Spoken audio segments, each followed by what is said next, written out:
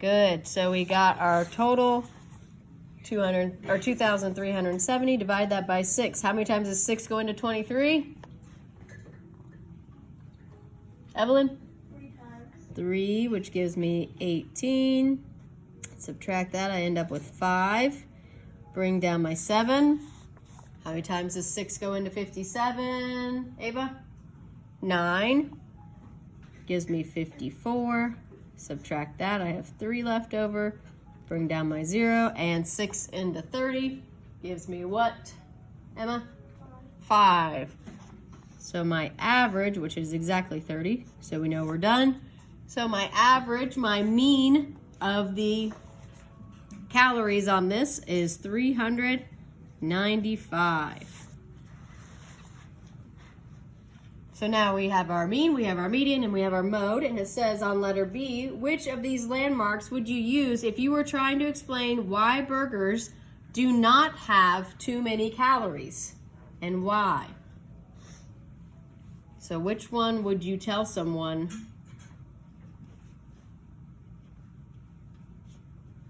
about if you were trying to convince them that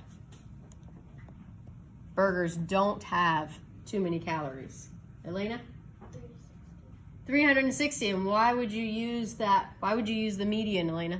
Because it's the smallest number out of all of them. Right, it's the smallest one out of the 3 that we found. Now, does that necessarily the truth? Is that the best one to use? I mean, if you're looking at the actual calories over here, does, like we talked about on Friday, remember the best representation we talked about with the test scores and how that one bad test score dropped everything else?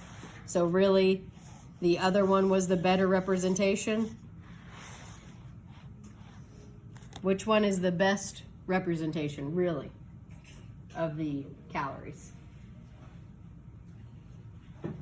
Would the median be the actual best representation? What do you think, Carter?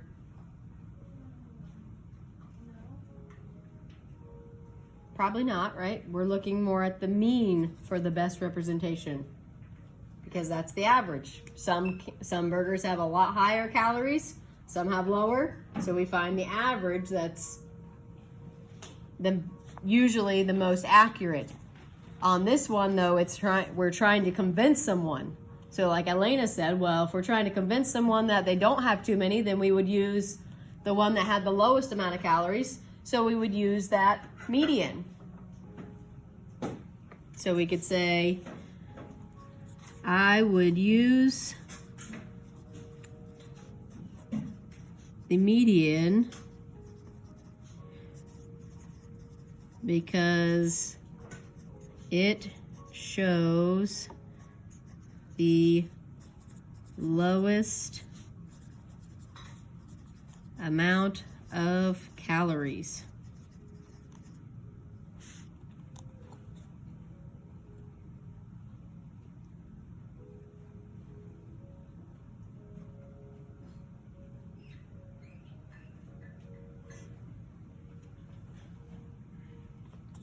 Okay, and if we look at number 4, now we're looking at gas mileage. So it says, again, we're finding mean, median, mode on a gas mileage for a new sporty car model. So we have 6 car models and the miles per gallon that they get. So again, how do I find mode? Mode's usually the easiest one. Devin? Most often. Do we have any that are most often on there? Ava? 34. It's the only one that occurs twice, so our mode is 34. What about our median? What do I have to do, Jagger, to find median? Divide them. That's in the mean.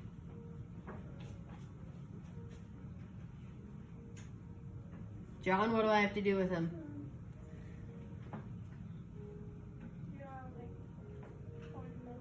Yeah, I have to find the middle, but what do I have to do before I can find the middle, John? List them out, least to greatest. So if we list those out, we would have 22, 27, 28, 34, 34, and 35. So again, we have 6, so that means we don't have an exact middle, so we have to figure out what the exact middle is. Starting on the edge and moving in, that means that our middle is between 28 and 34, and since those are pretty close together, right, we don't have to do the average, we can just think about what would be in the middle of those. Ivan, what would be in the middle of those? 31. 31, very good.